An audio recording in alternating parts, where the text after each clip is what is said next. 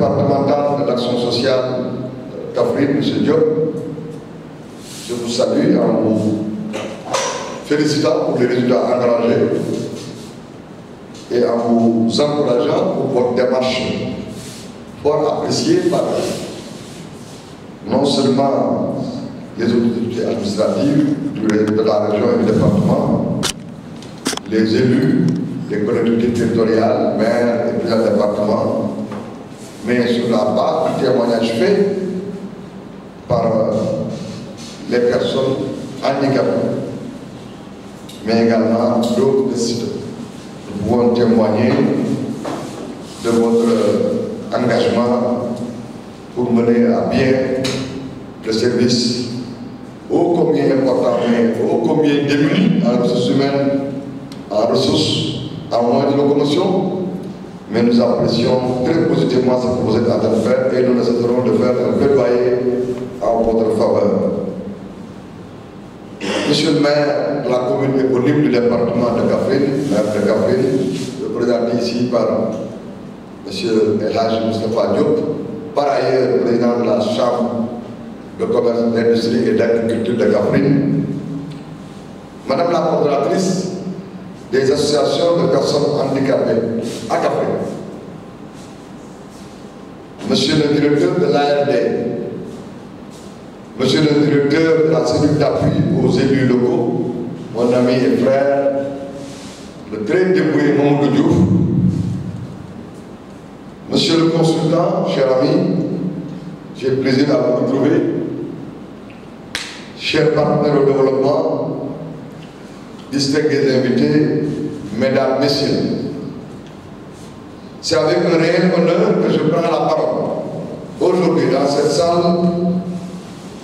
à l'occasion de cet atelier de renforcement de capacités destiné aux personnes handicapées dans la région de Kaffrine. Je le fais au nom de toutes les organisations fêtières, l'Association des maires du Sénégal, l'Association des présidents de département, mais mandatée par M. Mamoudou Wouri Baïlo Diallo, président de l'UAM, l'Union des associations d'élus locaux du Sénégal. Je le fais aussi au nom du réel, qui, à côté des maires du Sénégal et des départements du Sénégal, travaille en parfaite unité dans les objectifs et dans les vocations pour le portage efficace de la politique de décentralisation menée dans notre pays. L'organisation de cet atelier à Kaffrine témoigne de l'importance que vous accordez tous à la prise en charge des personnes handicapées au niveau territorial. Elle est aussi l'expression de l'hommage que vous faites à la Fédération des personnes vivant, des personnes handicapées dans la région de Kaffrine. Il n'y a pas de génération spontanée. Si vous êtes arrivé à tenir cet atelier ici, c'est parce qu'au plan local, dans chaque commune, au plan départemental, au plan régional, les personnes handicapées s'organisent, mais n'attendent pas. Je voudrais leur rendre hommage et les exhorter à continuer dans cette démarche très intelligente, parce que proactive et déterminée. Mesdames et messieurs, la question du handicap est une problématique transversale qui interpelle toutes les dimensions de notre développement territorial. Elle ne concerne pas seulement et uniquement les personnes handicapées et leurs familles, mais également toute la société, car elle est un indicateur clé de notre capacité à construire un environnement où chacun a sa place et peut, par conséquent, contribuer pleinement au développement économique, social et culturel de notre pays.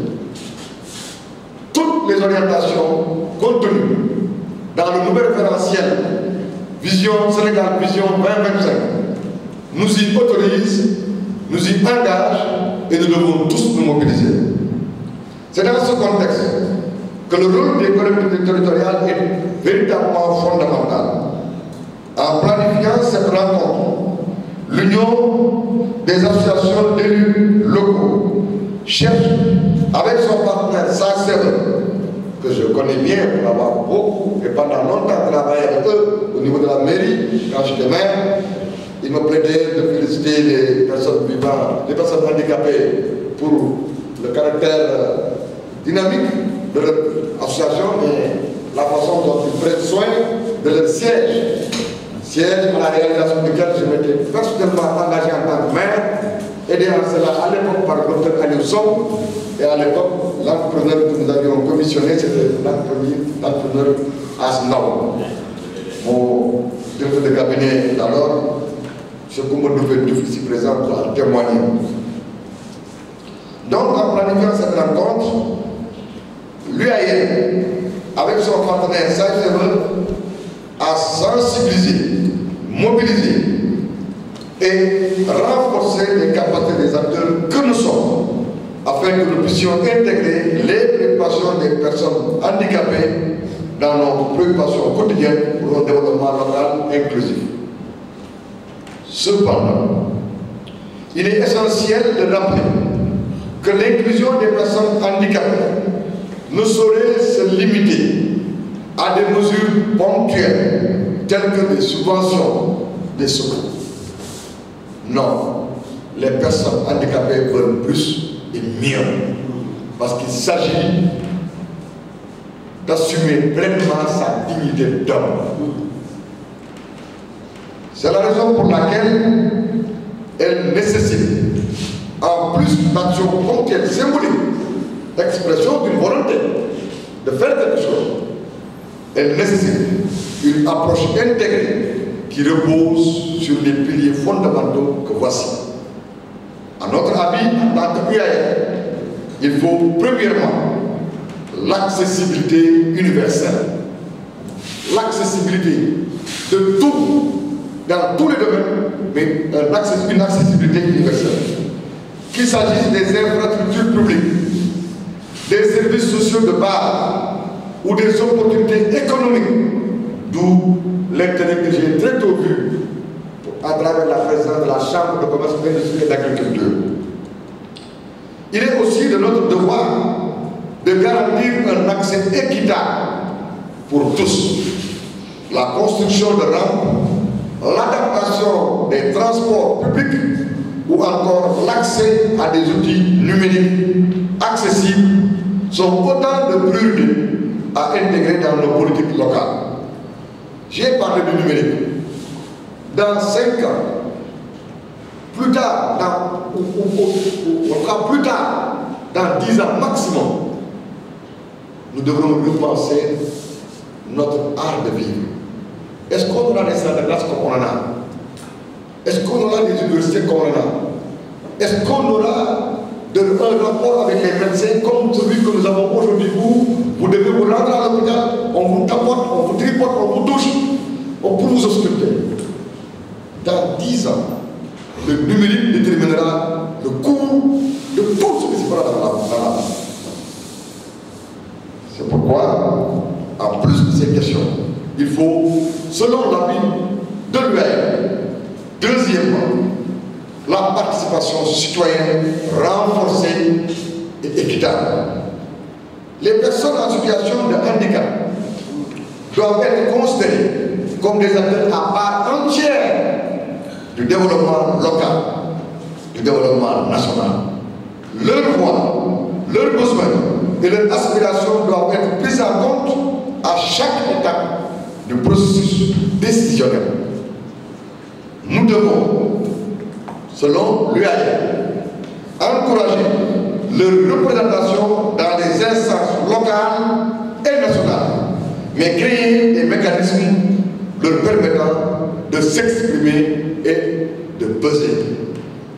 Troisièmement, pour l'UAM, la mobilisation des ressources est le levier essentiel à partir duquel tout peut être résolu. Pour que nos engagements se traduisent en des résultats concrets, il est indispensable d'allouer des ressources financières, humaines, techniques, technologiques adéquates, c'est-à-dire adaptées à nos besoins. À cet égard, les partenariats entre les collectivités territoriales, l'État, le secteur privé et les partenaires au développement jouent un rôle important. Nous devons les mettre à profit. Impossible n'est pas humain. Mesdames et messieurs, les participants, l'histoire nous enseigne que le progrès d'une société se mesure à sa capacité à protéger les plus faibles, mais surtout à promouvoir l'égalité des chances. De ma vie, de mon expérience d'acteur politique, de gouverneur, je n'ai jamais senti chez les personnes handicapées une volonté de rester dans la discrimination. Non. Ce que je sais, c'est que les personnes handicapées veulent la même chance que tout le monde. Pour avoir la même chance que tout le monde, il faut qu'on leur accorde une plus-value qui compense ce qu'ils n'ont pas que les autres ont. Et qu'on s'occupe de ce qui les met dans les mêmes conditions que tous ceux qui jouissent de toutes leurs facultés et de leurs capacités. Aujourd'hui, en tant que président de l'UAM, le président Mamadou Ouri Baïlo Diallo m'a chargé de vous dire, en tant que président du conseil départemental de Kaffrine, que nous nous engageons à vos côtés, chers membres de la Fédération des associations de personnes handicapées. Et nous demandons aux communes de prendre leurs responsabilités historiques consistant à faire de nos collectivités territoriales des espaces de solidarité, d'innovation et d'inclusion progressive. C'est possible parce que nous sommes dans un contexte de départ nouveau. Et nous pensons objectivement que le président de la République, son gouvernement, sont d'une disponibilité et ont envie de marquer l'histoire comme le firent leurs prédécesseurs. À nous de mettre à profit ce moment opportun d'un départ nouveau où on parle de Djoub, Djoubal, Djoubandi.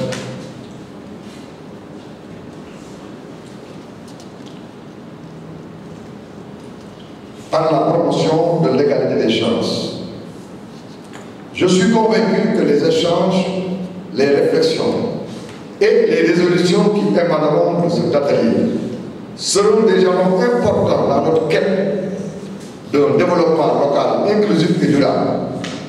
Et c'est pourquoi je voudrais vous demander d'être assuré, d'être confiant quant au soutien indéfectible de l'OAM et de nos partenaires dans cet engagement commun. Ensemble, faisons du handicap non pas un obstacle, mais un levier de transformation sociale, un facteur de cohésion, une source d'enrichissement mutuel pour nos communautés. C'est sur ces mots que je déclare ouvert l'atelier de renforcement de capacité des membres de la Fédération sénégalaise des associations de personnes handicapées en matière de bonne gouvernance, de représentation équitable des groupes et personnes handicapées dans les instances de décision. Je vous remercie de votre bien aimable attention.